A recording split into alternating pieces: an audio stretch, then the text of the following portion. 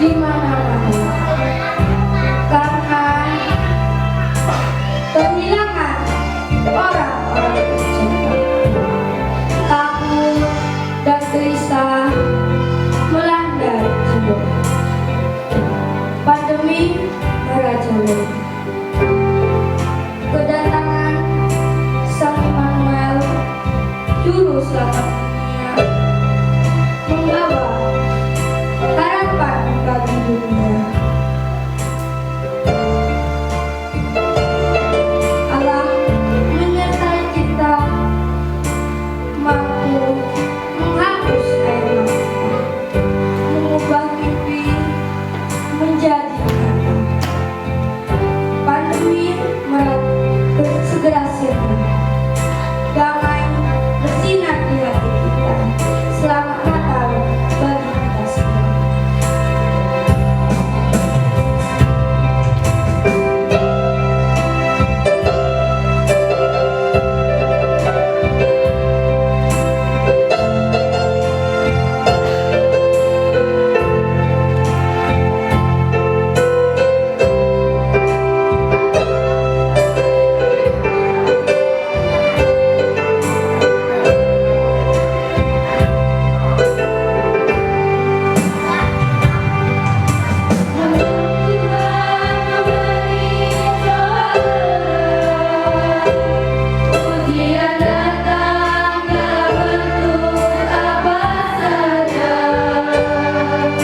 ketika kita sedang terlena, ketika kesombongan tak terkalahkan,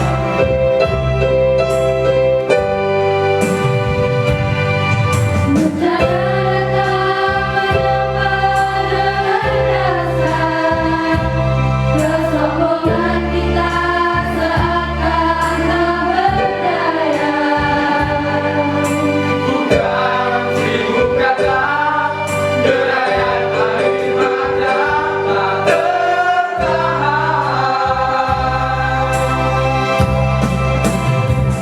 Dunia sedang berduka, manusia sedang bertaruh nyawa.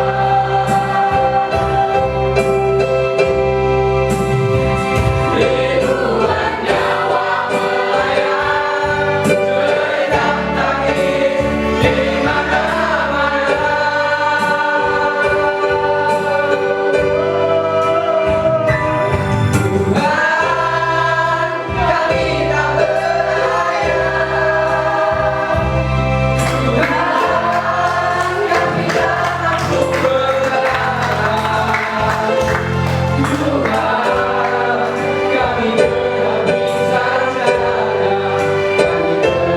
Tuhan,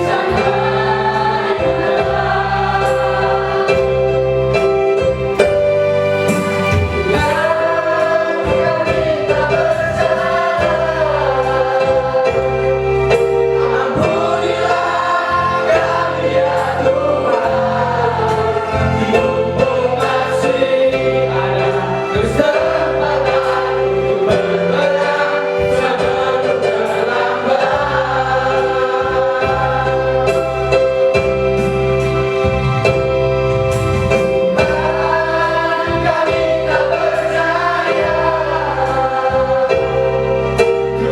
Tuhan, kami tak mampu bertahan.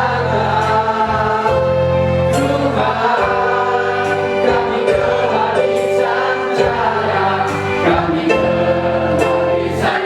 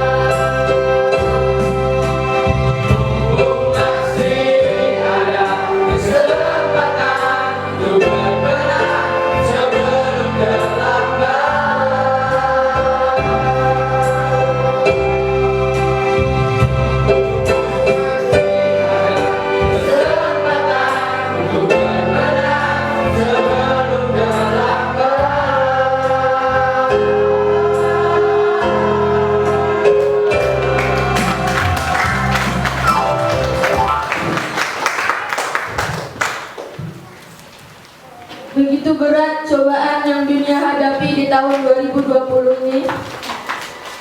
Ribuan nyawa melayang, disinilah ujian kesetiaan kita. Banyak orang Kristen menjadi tidak sabar ketika kita berbicara tentang kesetiaan Yesus Kristus.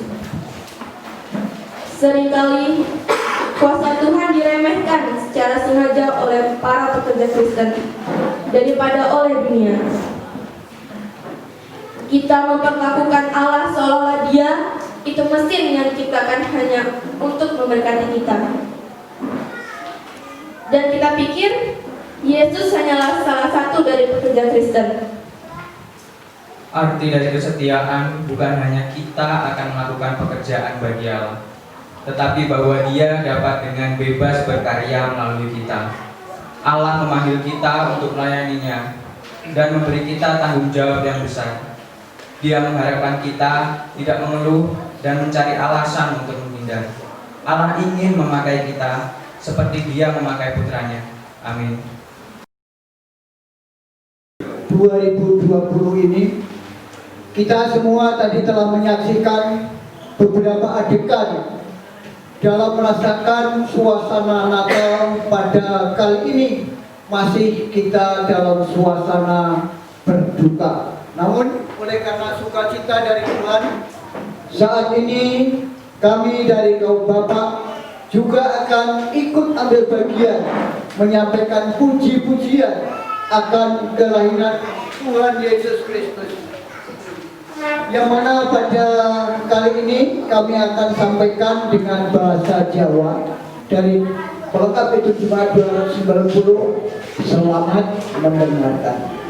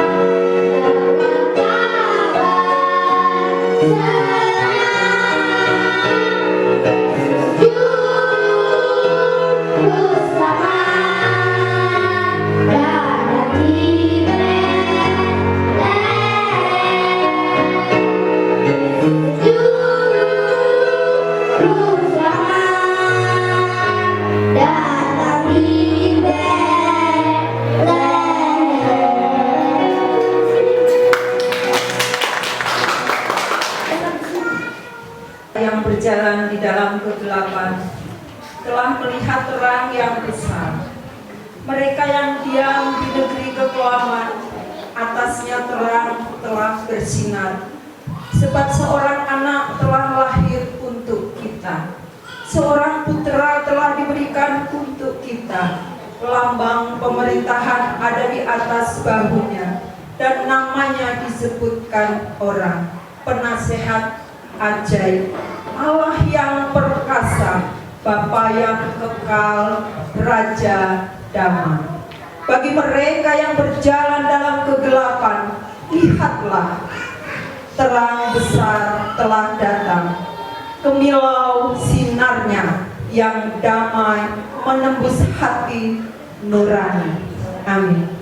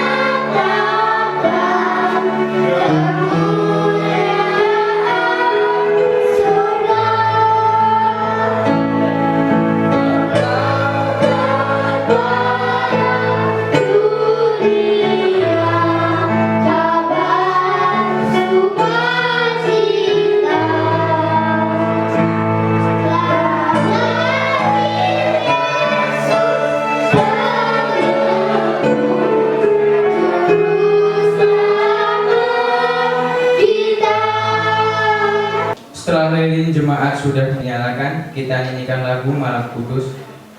Jemaat diundang untuk berdiri.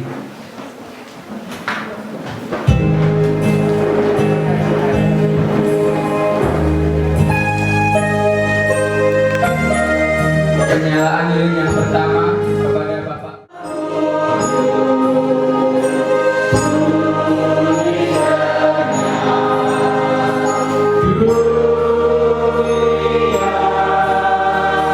Penyalaan lilin kedua oleh Bapak Pendeta Sanyak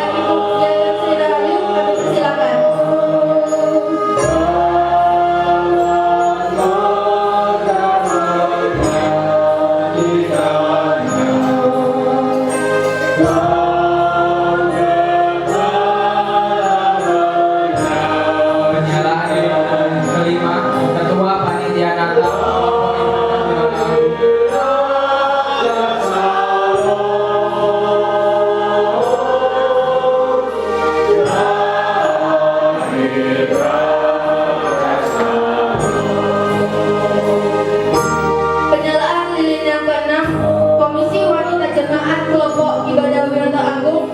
Kepada Ibu Yanti kami persilakan.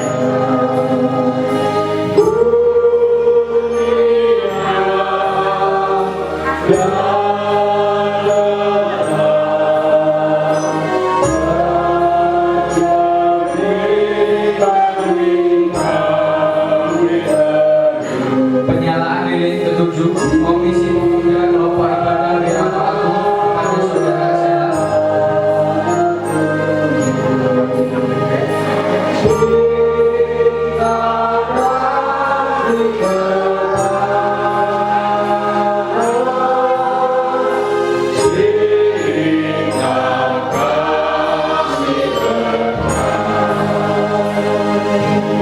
Penyalaan lilin yang ke-6 Komisi Sekolah Minggu. Penyalaan lilin yang ke-8 Komisi Sekolah Minggu Kelompok Ibadah Wiranto Agung. Kepada Vito.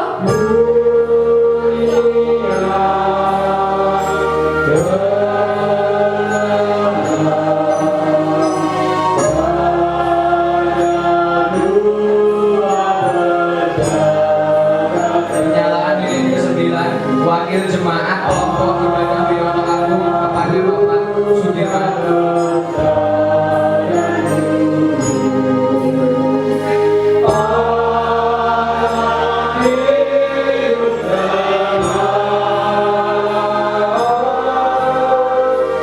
Penyalaan lilin yang ke-10 Sesepuh Gereja Kelompok Ibadah Wiranto Agung kepada Selamat Widianto.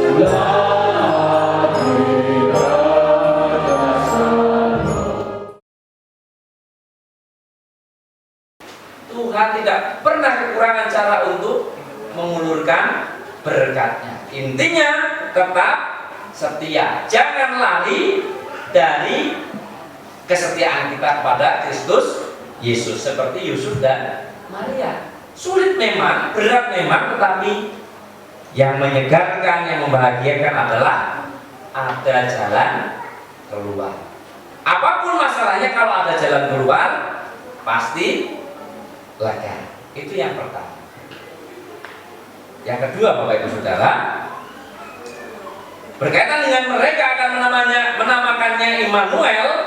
Kalau yang pertama, Allah akan menyertai kita dalam segala kondisi. Yang kedua, Allah akan bekerja menyertai kita, atau Allah bekerja dengan kita itu dalam segala kondisi. Roma pasal 8 ayat 28. Allah turut bekerja dalam segala sesuatu untuk mendatangkan kebaikan bagi mereka yang mengasihi Dia. Kalau kita kaitkan dengan Kidung Jemaat 408, bahwa suka duka Tuhan pakai untuk kebaikan kita, maka berkaitan dengan itu kita meyakini bahwa Yesus Kristus yang kita imani itu dapat menggunakan setiap peristiwa itu untuk kebaikan kita. Maka kalau situasinya sedang secara manusia tidak seperti yang kita harapkan, kesempatan kita untuk mengevaluasi diri. Kalau kita secara manusia sudah merancangkan sesuatu, apa yang akan kita capai ke depan, tetapi ternyata juga belum seperti yang kita rancangkan, waktunya untuk kita mengevaluasi diri. Maka kesempatan ini adalah bukan untuk melihat keluar, ya, melihat pihak lain, atau kesulitan-kesulitan itu mendatangkan setiap peristiwa yang menyakitkan itu, agar kita belajar untuk melihat ke dalam. Karena apa? Melihat ke dalam bagaimana Allah terus menyertai kita dalam setiap keberadaan dan bahkan bekerja bersama dengan kita dalam setiap kondisi. Nah, persoalannya adalah apakah kita dengan betul-betul dapat memahami cara kerja Allah itu dalam setiap kondisi kita. Ini tergantung kembali kepada bagaimana hubungan kita dengan Tuhan. Siapa di sini yang mau mengalami peristiwa yang tidak baik? Pasti tidak ada. Maunya manusia itu semua yang baik. Maka Ayub menyampaikan bagian itu yang kita jadikan itu juga bagian firman Tuhan dalam Ayub pasal 2 ayat 10. Kamu berbicara seperti perempuan gila. Apakah kamu mau yang baik saja, tetapi tidak mau menerima yang tidak baik?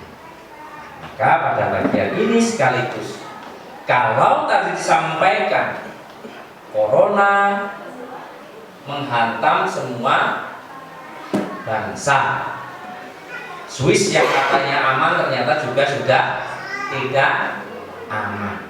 Tidak tahu kalau Israel apakah sudah masuk ke sana atau belum. Kalau Indonesia, ya puji Tuhan, dalam satu hari sudah ribuan yang kena, kan begitu, kasusnya bermacam-macam. Pada bagian ini, beberapa orang menganggap ini sebuah peristiwa yang menyakitkan. Ya, saya juga setuju. Tapi dalam bagian ini kita belajar.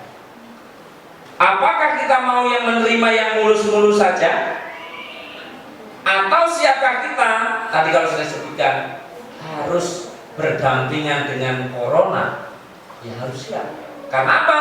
Kita punya satu keyakinan, Allah tetap turut bekerja dalam segala sesuatu. Selama kita mau menggantungkan hidup kepada Tuhan, yakin dan percaya, Tuhan tetap memberikan, kembali ke bagian yang atas, solusi dalam setiap kondisi. Karena Ia tetap bekerja dan Dia tidak tinggal diam. Allah itu kan tetap bekerja sampai hari ini. Kalau Allah sudah selesai mengerjakan tugasnya, berarti sudah selesai dunia ini. Kalau dalam Yohanes pasal 14, Allah sedang menyediakan tempat, dan sekaligus juga bekerja untuk kita. Maka dalam kondisi yang sulit ini, tetaplah kita belajar untuk melihat karya Allah. Dalam himpitan berbagai model yang ada pada saat ini, tetap yakinlah bahwa Allah juga bekerja dengan kita. Artinya Allah selalu menyertai kita dan Allah tetap tidak meninggalkan kita. Lalu yang ketiga, Bapak Ibu Saudara, tidak usah banyak-banyak, 3 bagian saja. Yang ketiga adalah kenapa mereka menamakannya Immanuel. Bagian yang ketiga, jika Allah yang dikatakan Immanuel itu adalah Allah yang senantiasa menyertai, Ia tidak akan meninggalkan kita. Bagian yang ketiga, dalam segala kondisi. Kenapa? Karena ternyata mereka yang percaya adalah mereka yang dikasihinya. Kalau tadi saya katakan ada rentang waktu 400 tahun.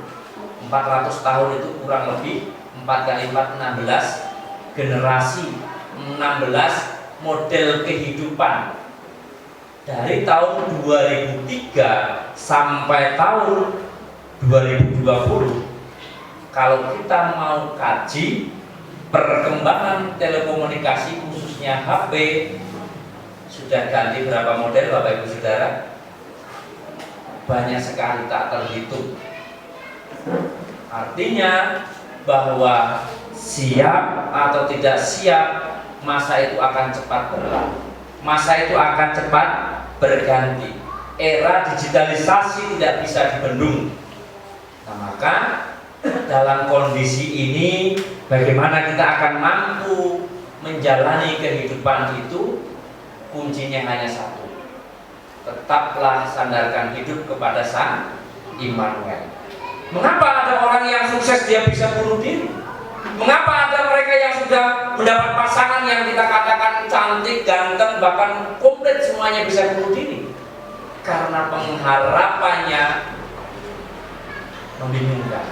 Karena ia hanya berpikir menurut akal pikirannya saja, tidak menurut kehendak. Nah, hari ini Bapak Ibu Saudara, kalau dikatakan sulit, tidak ada seorang pun yang tidak mengalami kesulitan. Pengusaha kesulitan, yang tidak punya usaha kesulitan, kita petani juga kesulitan, semua kesulitan. Tapi hari ini pun kita masih bisa merayakan Natal. Karena apa? Karena anugerah. Dan pemaknanya adalah karena Allah tidak pernah meninggalkan kita. Ini yang penting dalam kehidupan kita.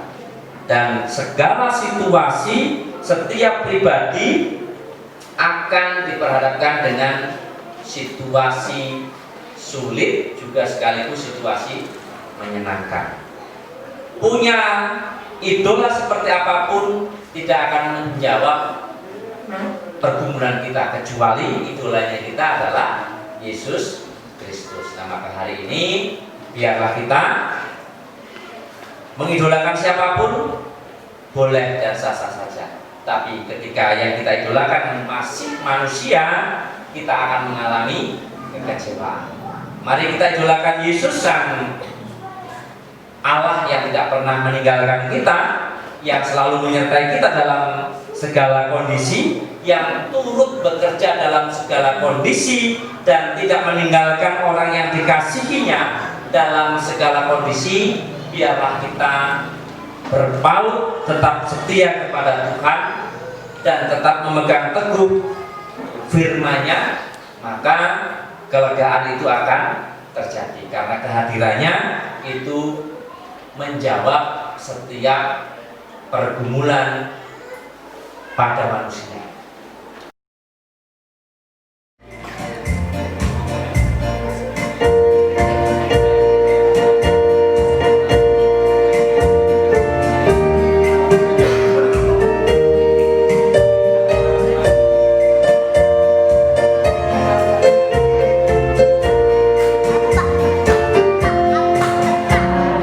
Satu sobatku yang setia.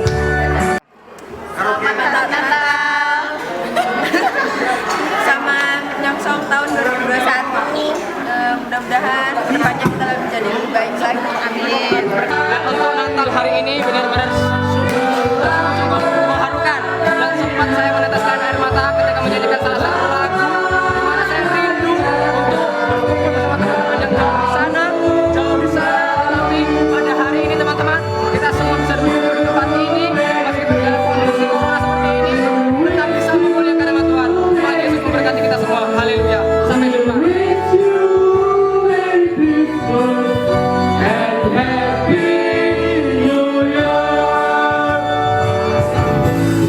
Tahun 2021 kita bebas corona, kita bebas melakukan apa yang ingin kita lakukan, termasuk kita beribadah bersama, bersekutu seluruh GKSBS Sidoarjo. Selamat Hari Natal 25 Desember 2020 dan selamat menyongsong 1 Januari 2021. Semoga pandemi segera berlalu, kita diberikan kesehatan, tahun baru, suasana baru, kesehatan baru. Tuhan Yesus memberkati. Salam. Melengkapi meja makan.